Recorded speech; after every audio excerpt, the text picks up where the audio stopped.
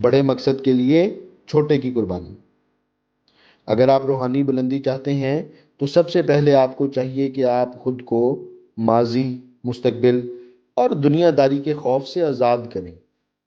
پھر جب آپ فوکس کریں گے اور یکسوئی اختیار کریں گے تو پھر آپ کسی منزل کی طرف چلیں گے۔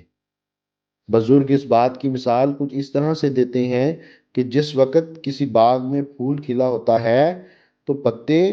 اور کانٹے اس پھول سے منسلک تو ہوتے ہیں، مگر ان کا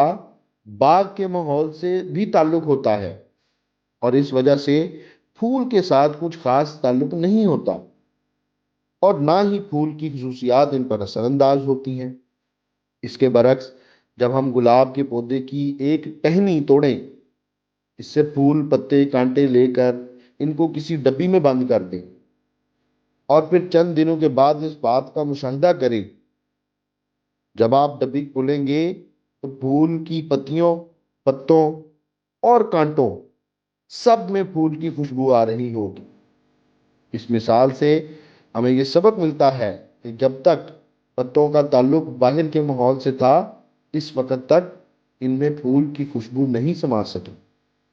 جیسے ہی ماحول سے تعلق ختم ہوا اور پھول کی ہم تشیمی ملی تو پتے بھی خوشبودار ہو گئے۔ اس لیے اگر ہم روحانی ترقی چاہتے ہیں اور چاہتے ہیں کہ جاگتی آنکھوں سے جنات فرشتے نظر آئیں، تو ہمیں بھی باہر کی دنیا سے تعلق کم کرنا ہوگا، خیالات کو پاک کرنا ہوگا، ہر عبادت یکسوئی سے کرنا ہوگی، اور دنیا داروں کی بجائے نیک لوگوں کی صحبت اختیار کرنا ہوگی۔